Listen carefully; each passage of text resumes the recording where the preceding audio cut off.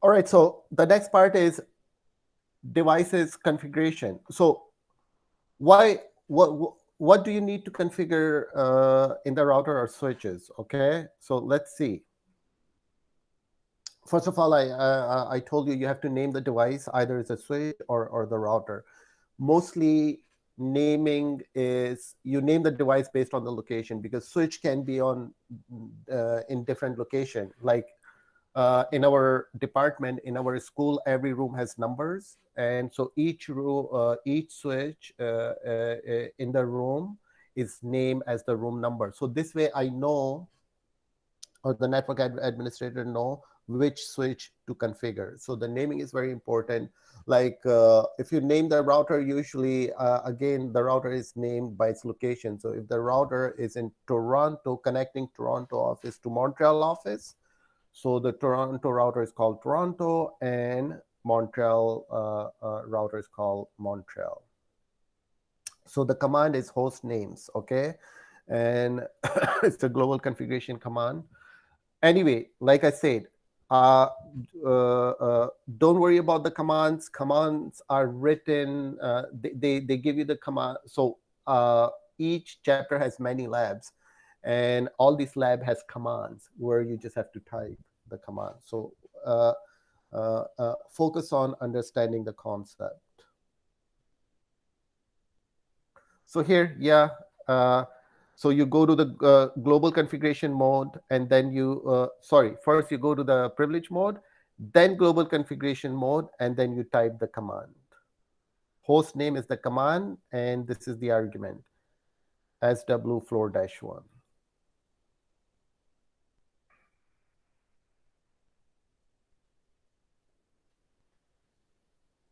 Okay, one of the thing,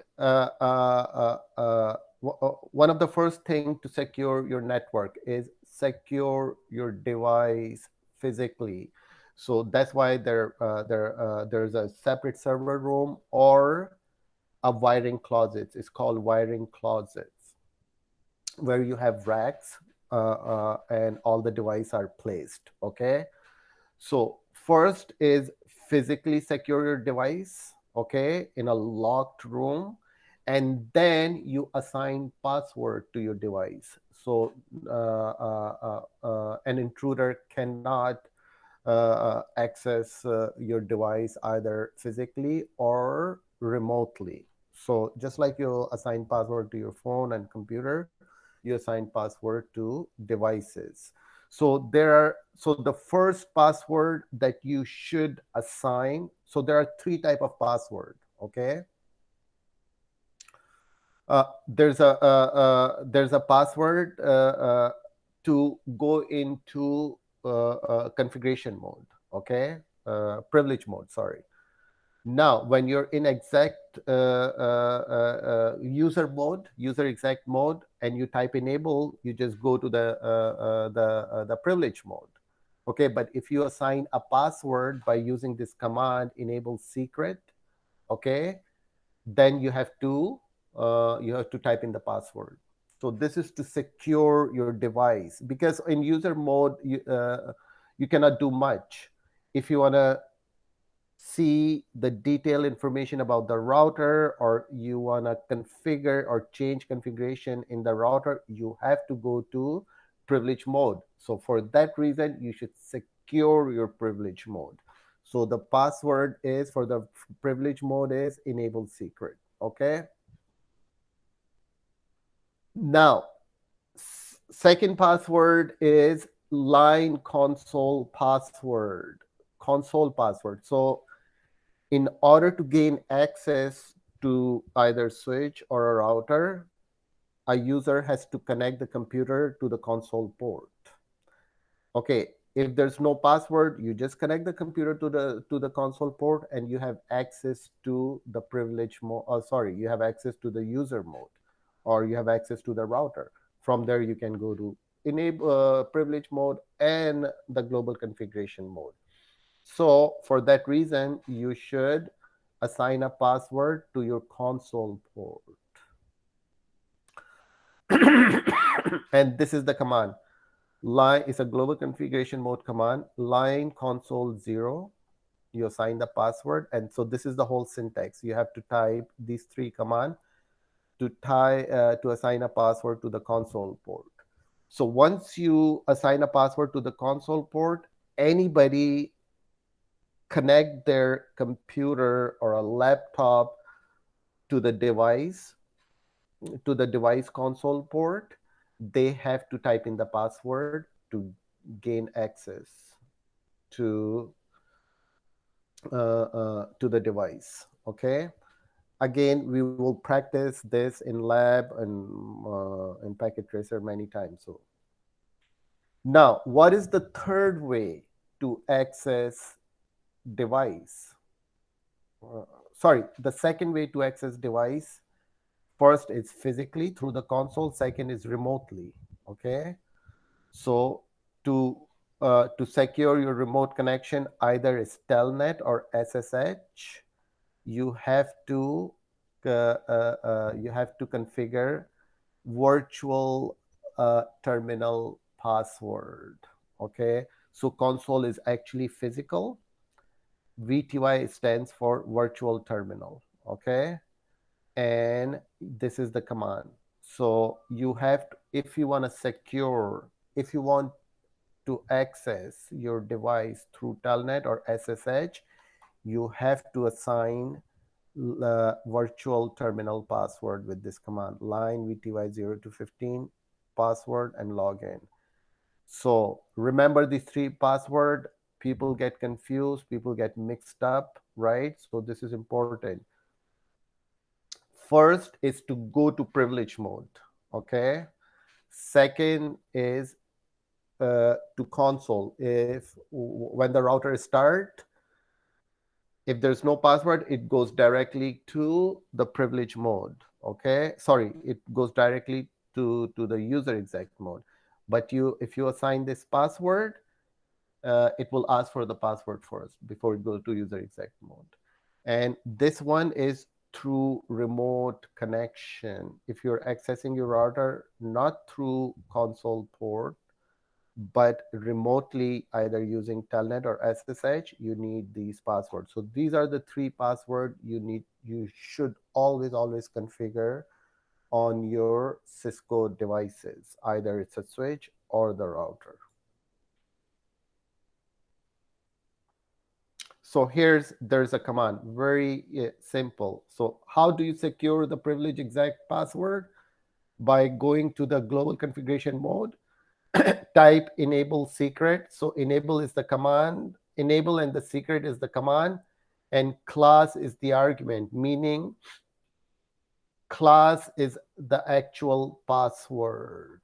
So this first two words are command and the class is the password. It could be your Cisco or whatever the password you choose. Click exit.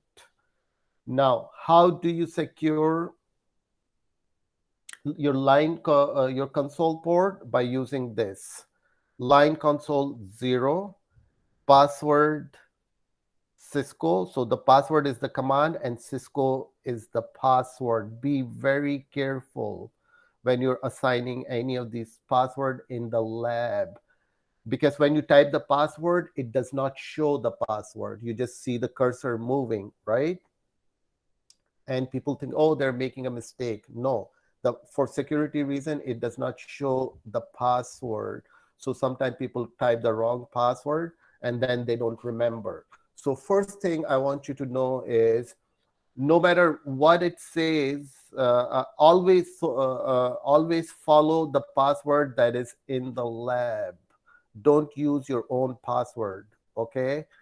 Because in the lab they will tell you, okay, the password is class or the password is Cisco. So only use those passwords, because if you then forget the password, it's a long process to recover from the lost password. So this is line console 0, password is Cisco, and this is for your virtual port to access, enable remote access. Line VTY 0 to 15. What 0 to 15 means? That 16 simultaneous connection can be established. from 0 to 15. 0 is the first one, and then until 15. You can only type line VTY 0. So that means only one person can connect at the same time remotely. So yeah, it depends on the net department's policy, how many. But that's what it means 0 to 15, 15 simultaneous connection can be made. Okay, 16, sorry. And again, the password is the command and Cisco is the password. So this is the command and this is the password. It could be class, whatever the password that you choose, and log in.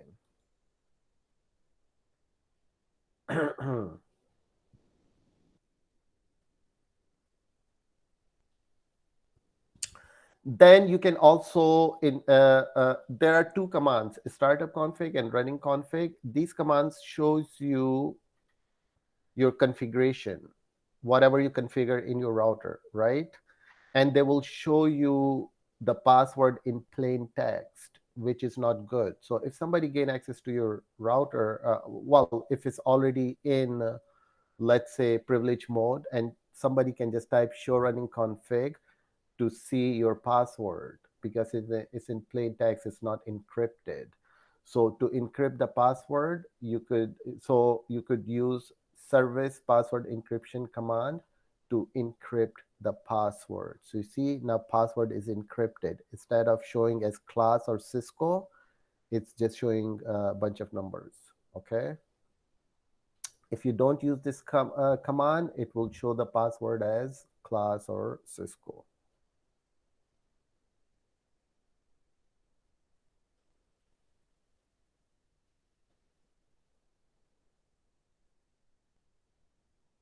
Okay, another part of configuration. So 3 passwords, encrypt password, and then configure banner. Banner is just a message. So as soon as somebody log into your router, a message will display. Usually it's an information like, for example, this router is located in Toronto, or this router is connected to the Lachine branch.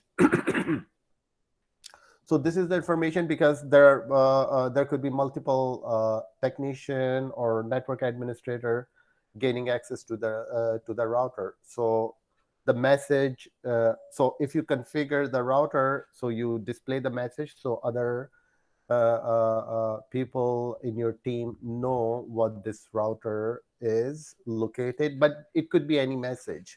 In United States, in some of the states, it is required to use to configure the message saying that unauthorized access is prohibited.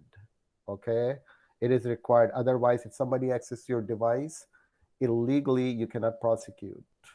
So in some of the state in the United States, it's required. So banner message is just any message, any type of information, and it displays when you log into the router. And this is the command banner MOTD. Okay. Again, don't worry about the commands.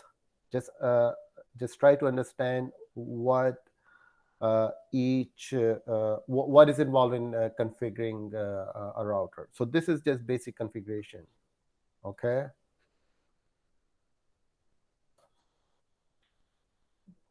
So here, if we go to syntax checker, let's see.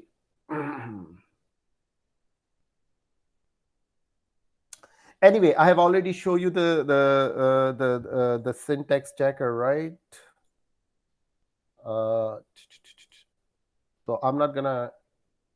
So here you can just go to the. This is gonna guide me learning experience. So okay, so CLI navigating between iOS, syntax checker navigating between iOS, sensitive help command, hotkeys and shortcuts, secure administrative access to switch. So this is the video, and this is basic configuration, syntax checker. Okay, so I'm just gonna type, you see, configure terminal, host name, line console 0, password Cisco, login, and line VTY0 to 15, password Cisco, login, and exit. And now encrypt all plain text password. Okay. So service password encryption, banner MOTD here. Warning, authorized access only. You see, so in some state it is actually required, but you should have this warning regardless. Okay.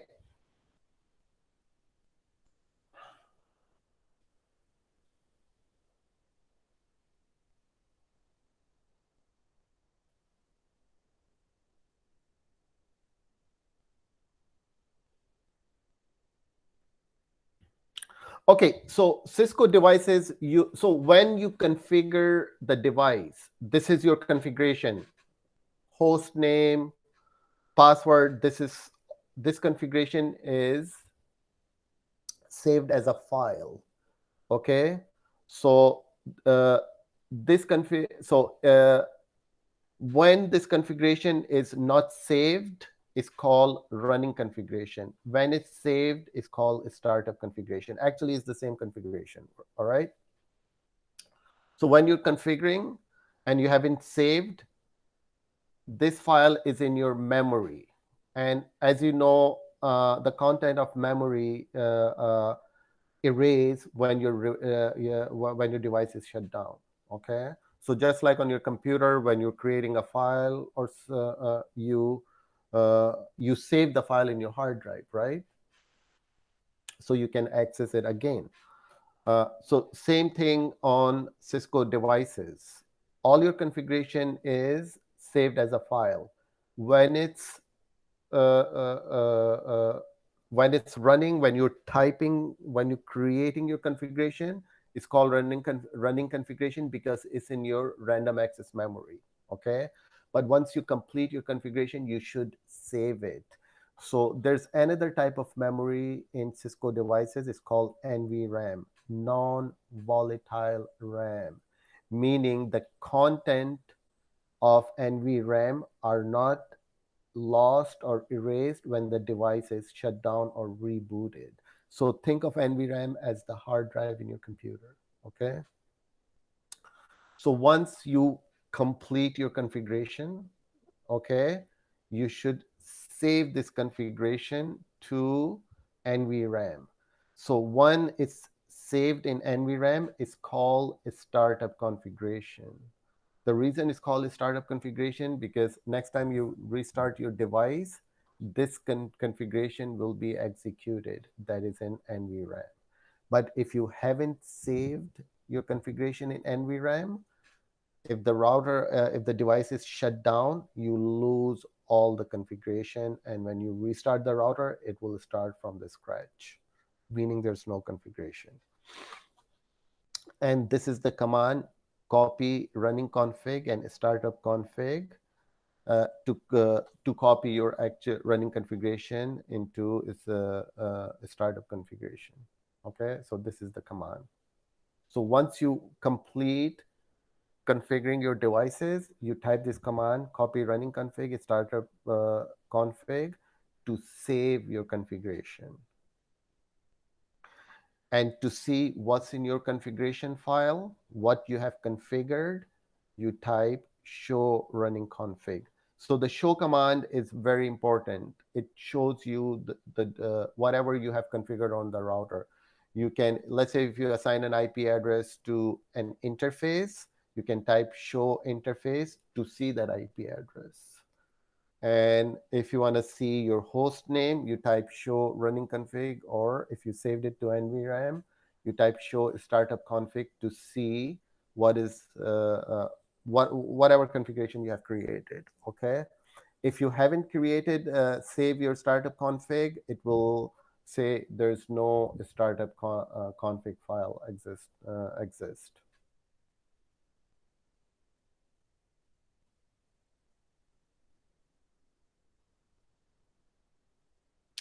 Okay, after the running configuration, one thing you can do is if you make a mistake during the configuration, let's say you make a mistake naming the router, right?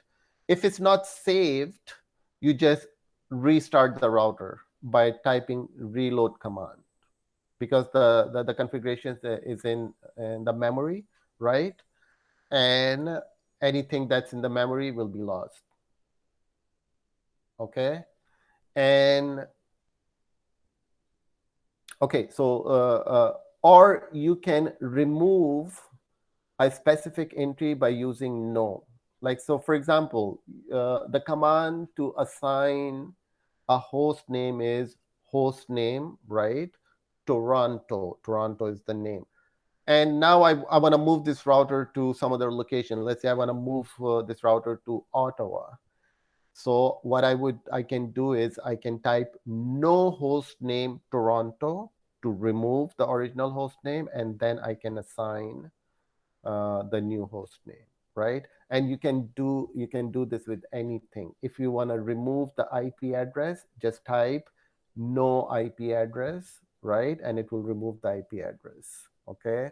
So this is how you can remove individual entry, or you can remove the whole configuration file by using command erase startup config. That will erase your startup configuration, and you can start your router from the beginning, configuring your router from the scratch. So as the matter of fact, this is what you have to do when you go to the lab. After you complete your lab, make sure you erase startup config. Okay, if I see it that it's not erased every the next day, because this lab can be used by different groups. Okay, so if you don't erase your startup configuration, the other group comes in and they will not be able to. And let's say you uh, uh, uh, uh, type a password and their password is different, and they will not be able to either gain access to the router, or they have to they already have configuration and then they have to remove it. But the worst thing is maybe the password you cannot they cannot gain access. So whenever we are in the lab in school and we're using devices, make sure you erase startup config at the end of your lab.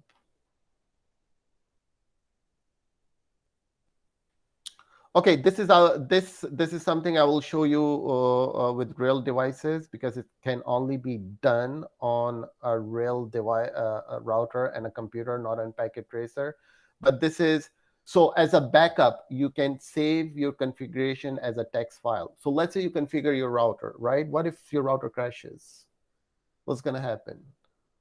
Your router crashes, maybe the memory is gone, you replace the memory. You're not going to just buy the whole new router, you replace the memory. Now there's no content in the memory. So avoiding reconfiguring the whole router, because sometimes the configuration can be long. Okay, especially if the routers belong to ISPs. So for that reason, you should back up your configuration. There are different methods of backing up your configuration. One of the easiest method is backing up your configuration as a text file. Anyway, I will show you, okay, how to do it. It's better when I demonstrate on the, but the idea is to back up your configuration as a text file so you can reload it after. Now, addressing schemes. So this is how you assign address on Windows computer, right? Okay, I'm not gonna go over this. You guys already know. And so your router interface should also be assigned an IP addresses. So router has physical ports for devices to connect, right? So they have physical port, and these ports uses IP addresses. Okay, in your router, in your home router, the port that is connected to your ISPs that call internet in the back of the router has an IP address. This is how your router is able to access the internet. So that's why you need to configure routers on each port, and is the IP address. Uh, to access the router remotely on a switch, you have to configure an IP address on a virtual port, which we'll talk about later. Okay, because the thing is, I don't know if you guys know that, but switches does not need an IP address to operate. Okay, they use MAC address. Okay, routers need an IP address to operate, but you assign an IP address to the switch so you can access the switch remotely. Okay, so for that reason you have to assign an IP address to the switch, but the switch does not have physical port that are able to accept IP addresses. So for that reason, you use a virtual port. It's a software-based port on a switch to assign IP address only for the purpose of accessing the switch remotely. Otherwise, switches don't need an IP address to switch packets between computers that are connected to the switch port.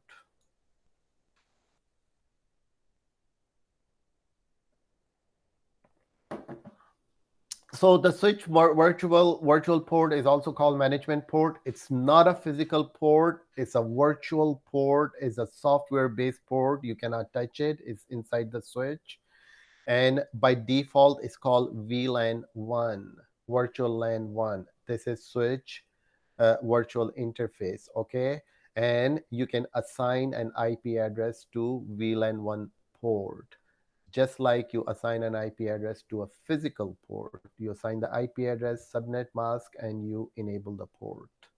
So remember that it's VLAN 1 is a virtual port and it's only on switches, not on router, because router has physical port that you can assign IP address to.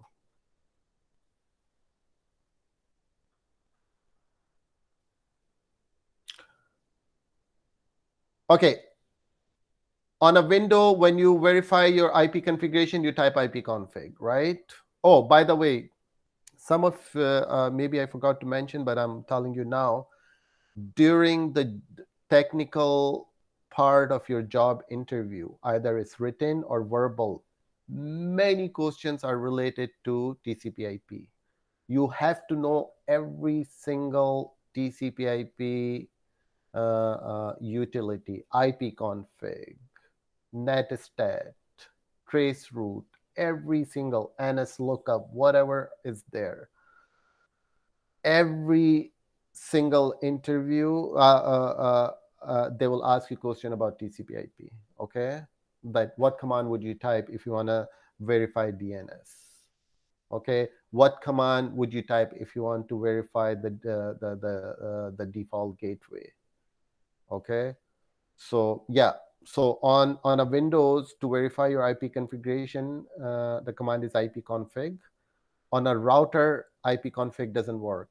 On Cisco devices, you have to choose, you have to specify the interface itself that you want to see. So if you want to verify the IP address of gigabit interface, gigabit 0 interface, you have to type show interface.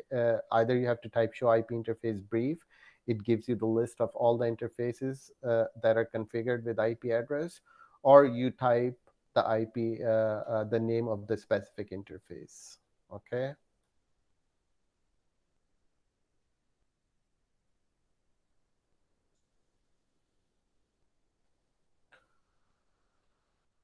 Okay.